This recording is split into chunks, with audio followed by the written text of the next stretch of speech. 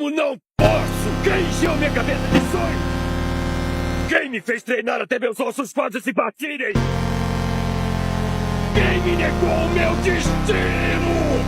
Tudo o que fiz foi para que se orgulhasse de mim.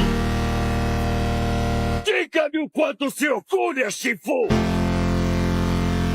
Diga-me! Diga-me! Você sabia que eu era um dragão guerreiro? Você sempre soube. Mas quando Oogway disse que eu não era...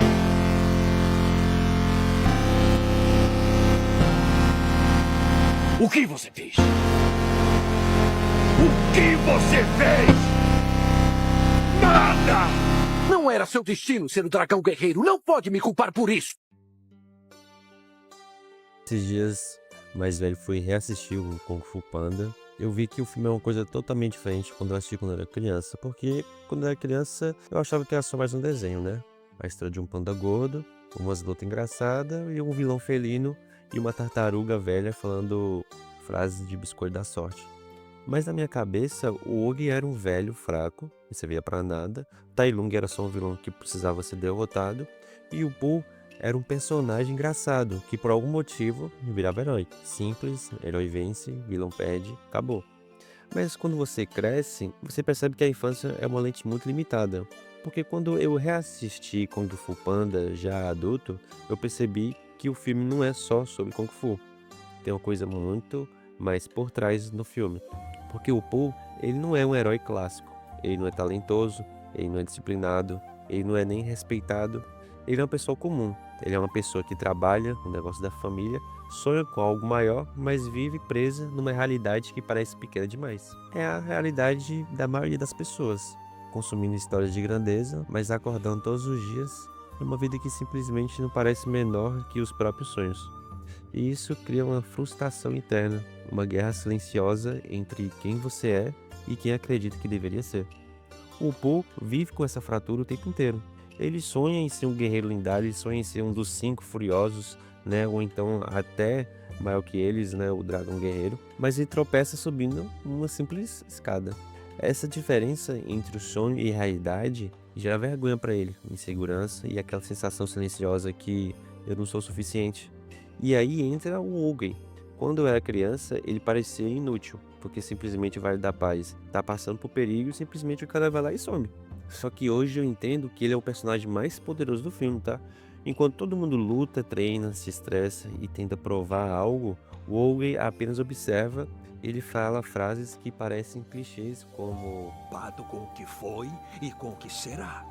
Diz o ditado: o ontem é história, o amanhã é um mistério, mas o hoje é uma dádiva. É por isso que se chama presente. O Oogway, ele nunca tentou controlar o mundo, ele entendeu que o mundo é incontrolável. E quando Shifu tenta moldar o destino, o Oogway não, ele aceita o fluxo. Ele é alguém que já fez as pazes com o caos. Shifu, por outro lado, ele é o oposto disso. Ele é a voz de cobrança, do controle, da perfeição forçada. Primeiro ele projetou tudo em Tai Lung e depois disso falhou. Depois que isso falhou, ele projetou de novo tudo em Pooh. No mundo, Shifu não vê discípulos, ele vê os próprios sonhos frustrados.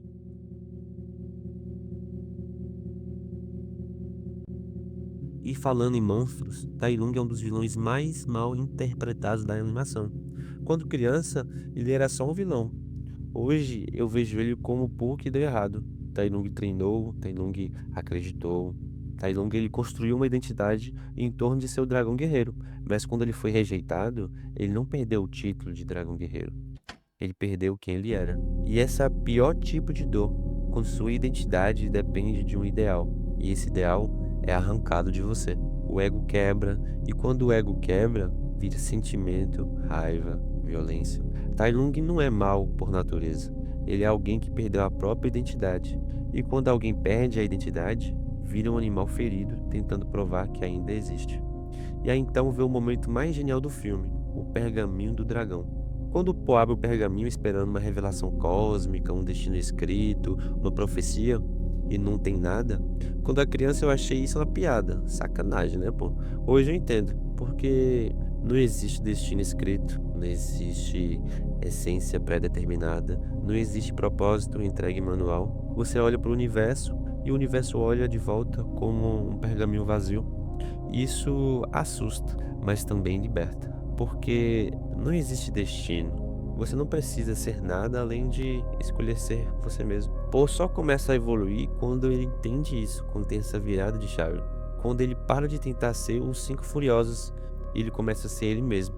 Ele começa a usar suas próprias desvantagens contra os outros. Por isso que ele começa a usar o seu próprio peso, a fome, seu jeito estranho como vantagem. Ele não abandona quem ele é para virar outra pessoa. Ele se torna mais ele mesmo. E isso é integração da sombra, quando você elimina suas falhas, mas você também transforma elas em armas. O gordo vira tanque, o desajeitado vira imprevisível, o estranho vira único. Paul não vira dragão, ele vira panda. A luta final contra Tai Lung não é só física, é simbólica. Tai Lung, ele luta para provar valor. Já o Paul, ele luta porque simplesmente está ali. Tai Lung é um prisioneiro da validação. O Paul é alguém que já não precisa mais provar nada. E essa é a grande diferença entre liberdade e prisão psicológica. Enquanto isso, o Ogen observava tudo de longe, como se soubesse o final. Ele nunca tentou controlar o destino. Ele entendeu que o destino é o fluxo. Enquanto o mundo moderno busca controle absoluto, o Ogen ensina algo mais brutal. Você não controla nada, mas controla como reage ao nada. E isso é maturidade, isso é liberdade. E o pai do Paul, quase ninguém fala sobre ele, apesar que ele é um pato. Na verdade não, ele tá mais para um ganso, né? Mas ele é essencial. Ele não projeta grandeza, ele não exige glória, ele não cobra a perfeição do filho dele, ele apenas ama o Paul. Por isso que o Paul não vira Tai Lung, porque alguém o aceitou sem condição. Sem isso, você vira um vilão carismático com trauma de infância. Quando o Ogen desaparece nas flores, aquilo não é morte, aquilo é transcendência. Ele não morre, ele se dissolve no fluxo. Enquanto todo mundo luta para ser alguém, o Ogen já entendeu que ser alguém também é uma prisão. A liberdade começa quando você aceita não ser uma caixa fixa. No fim, Kung Fu Panda não é sobre apenas Kung Fu, é sobre identidade. Paul é quem aceita quem é. Tai Lung é quem se destrói tentando ser o ideal imposto. Shifu é a voz de cobrança interna, já o Ogen é a voz de aceitação. E o pergaminho do dragão é a realidade nua e crua, porque não existe manual, não existe propósito, não existe roteiro, você é o roteiro. Quando criança eu vi o panda gordo derrotando o vilão, hoje eu vejo algo muito mais assustador. O Paul sou eu. Tai Lung é quem eu poderia ter virado. Shifu é a voz da minha cabeça, cobrando perfeição. E o Ogen é a voz que pede apenas a aceitação. E o pergaminho vazio é a vida olhando para mim dizendo: não tem nada aqui, agora se vira.